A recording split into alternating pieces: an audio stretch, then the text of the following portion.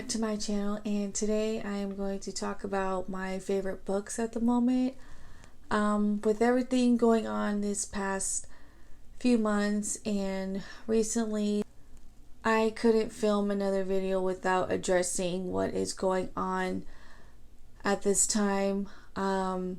This is during the midst of the horrible murder, killing of George Floyd.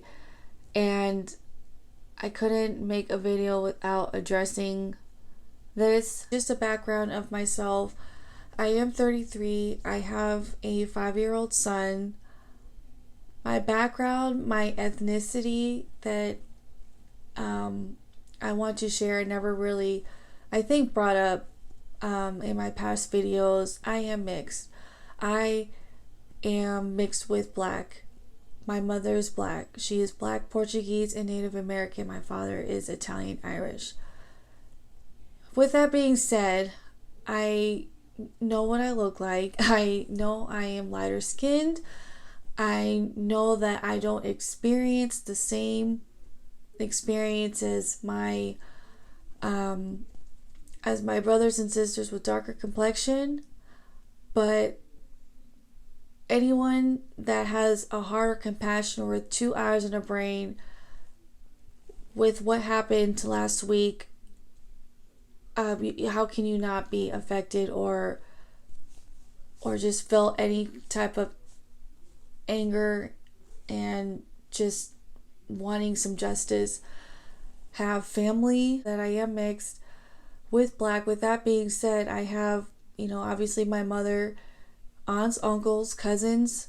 My child's father is black, and also friends. Every time I see a wrongful death, whether it be through the police or just a hate crime against the African American community, the black community, I honestly think of my own family and friends that are black. I have heard numerous stories of racism, people being prejudiced, and just experiences of inequality, and enough is enough. Like I said, it's been a week since the video came out of that horrific video of George, and there's been countless posts of unity and everybody coming together, protests, riots, everything at this point. And I just want to say my hearts are with everybody going through this time. We just gotten over or still getting over the COVID-19, the corona pandemic. Everybody was already stressed out and sad and depressed, and this happening with George just topped it off with all of that anger and sadness built up, and people are just done at this point with how things are in the world today. After this year, after 2020, things are going to change if they haven't already. Things are changing even after COVID-19.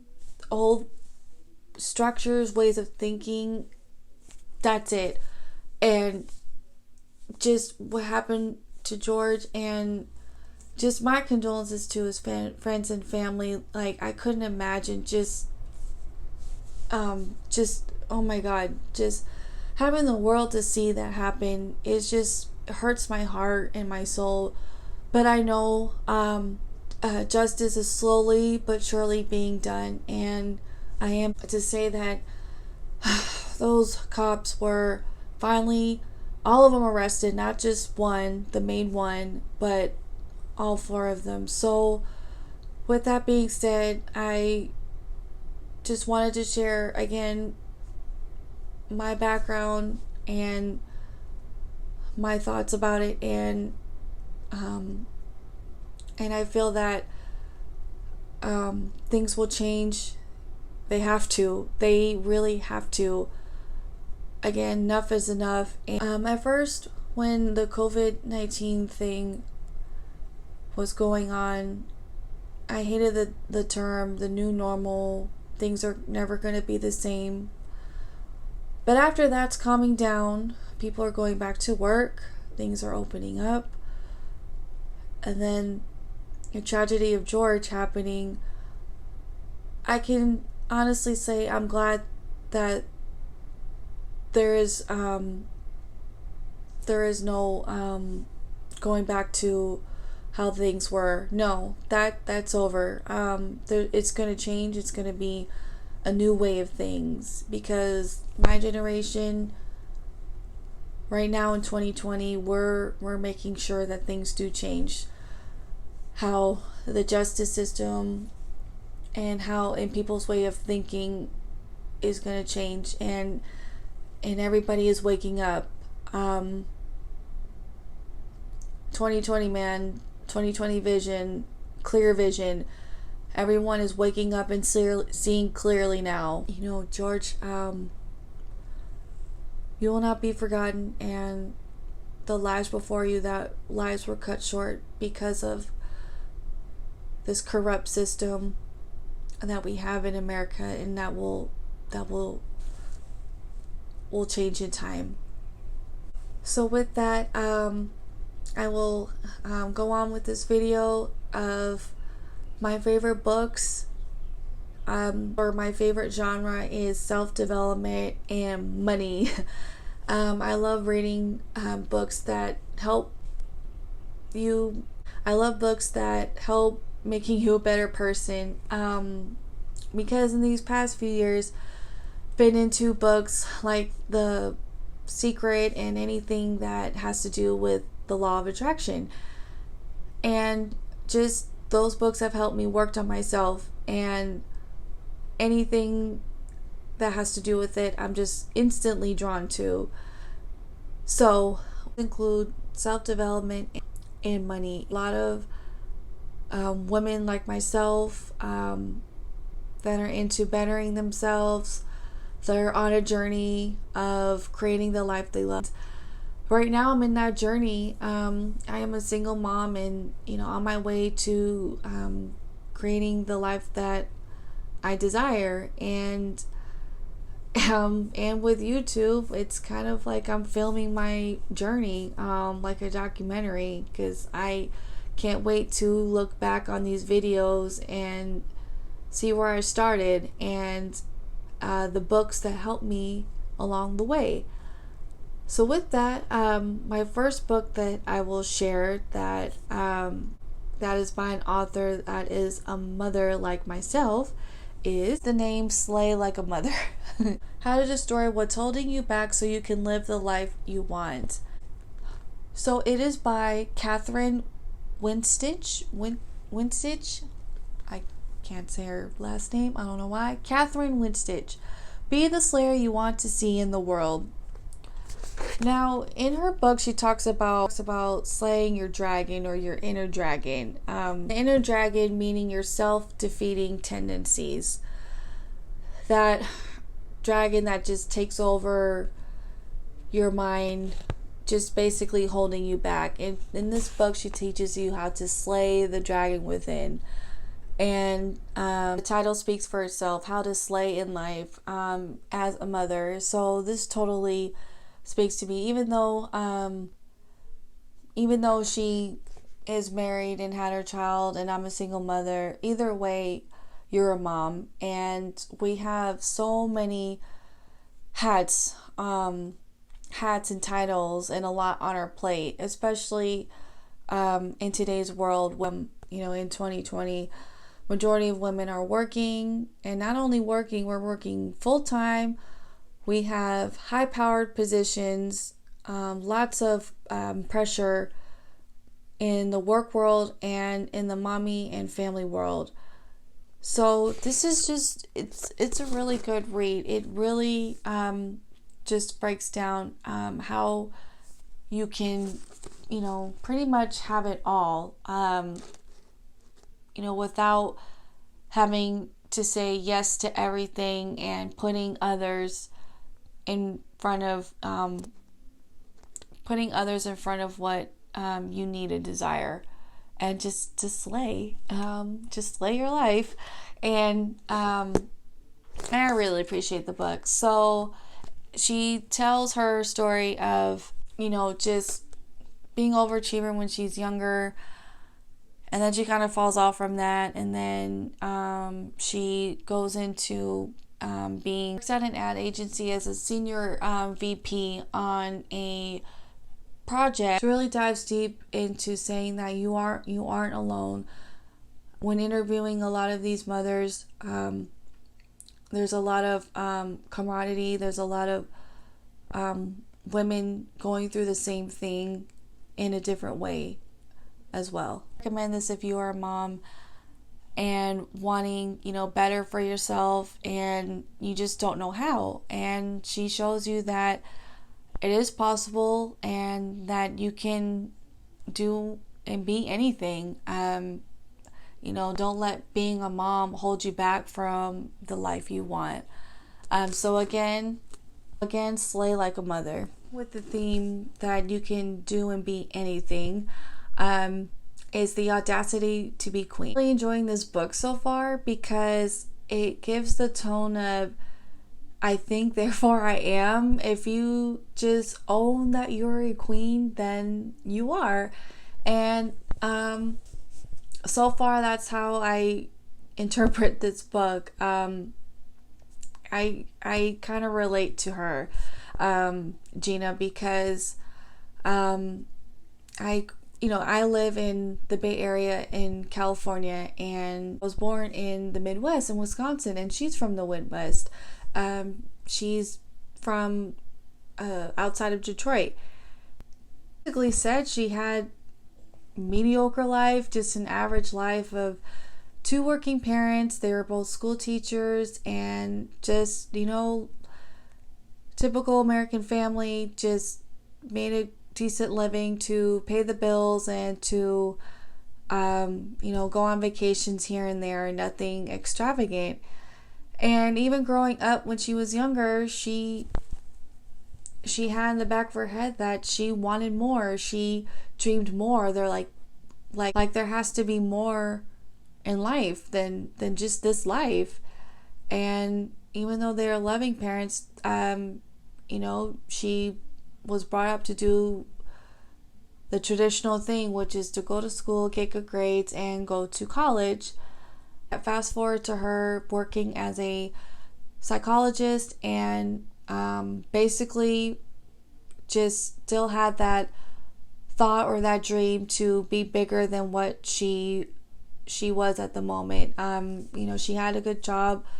She went to college, she had a good job, but she felt burned out at times, and it wasn't enough for her. So she got a second job as a waitress to live out her entrepreneurial dream, to be a life coach. And she did. I just want to read an excerpt of the book to better explain what it is about. And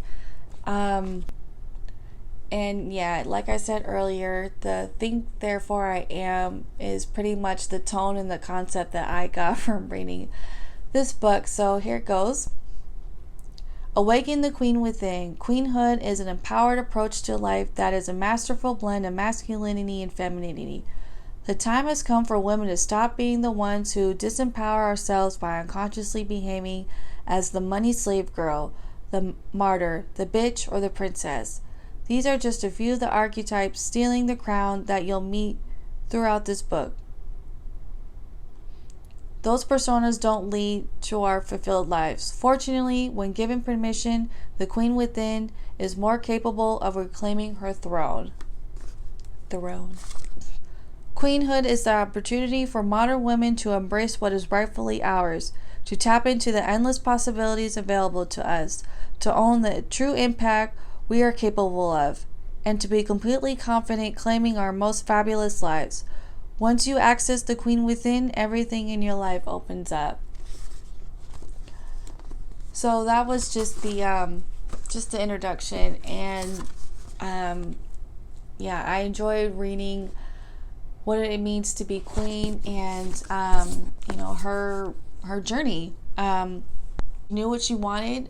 She always had big dreams, and she sought after it. And the idea of being queen is just being powerful, just owning who you are and going after what you want. The audacity to be queen is a good one. So noticing a girl power theme going on, the next book is called Girl on Fire, and it's from my favorite author, Kara Alwill. I've seen her before in previous videos. She's one of my favorites. Not only an author, but a life coach, and she also has a podcast. So you don't have to have her books to listen to her, to know about her. Just one, and I can't wait for the next one. I think she's working on another one, a sequel to a previous book, and Girl on Fire. And it's just about, her theme is how to choose yourself, which is, in the title. How to choose yourself, burn the rule book, and blaze your own trail in life and in business. So this book isn't just good for, if you want to be a entrepreneur, but just, just a good book. It's just a good book in general. Just, you can be who you want, and you don't need permission from anyone to be your authentic self. And so her common theme in the book is being your authentic self, choosing yourself. You don't need a permission slip to create the path that you want in life. She always goes back to where it all began, when she worked at MTV, working full time, and she had this dream of becoming an author. And then when she was trying to shop around her first book, it was rejected 11 times, 12 times. Sorry. She was rejected a few times. And but that didn't stop her, and she figured out a way to get her book published, and she looked up self-publishing, and just makes it a point, to not give up. Don't wait for anybody to achieve the life that you want or the career that you want.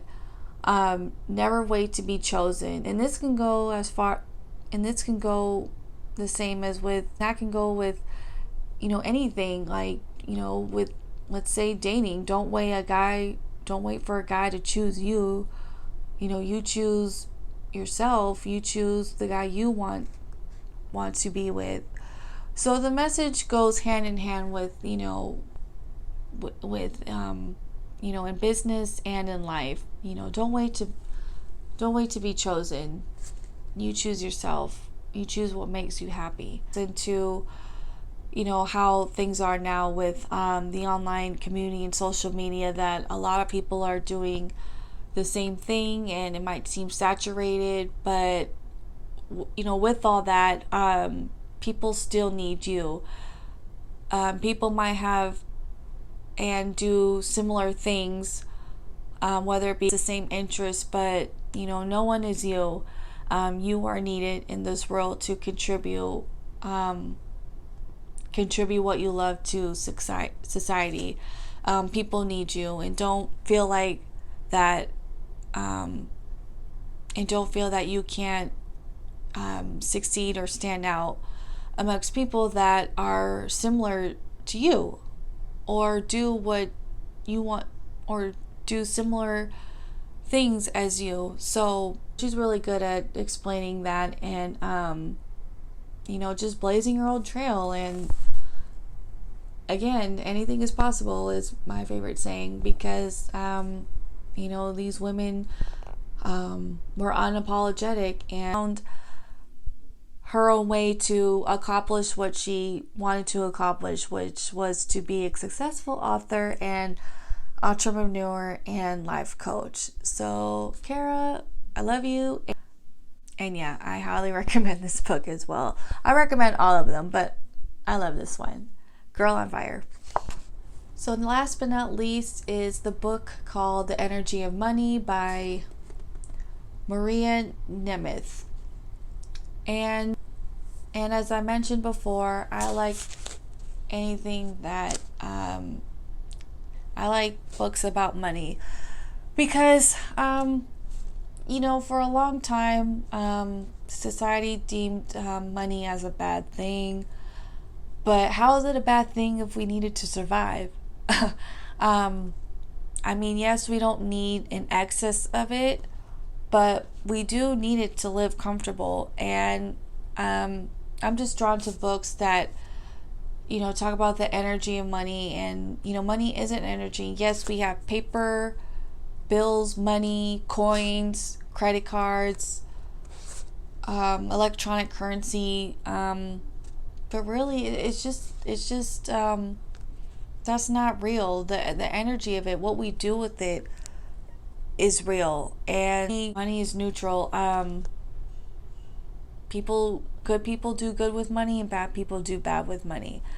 And other books I've read, learning about the energy of money is, fascinates me. I love learning about, how money works, how us humans interpret the meaning of money and how to earn and etc. And I learned about the energy of money in the book You Are a Badass at Making Money by Jen Sincero.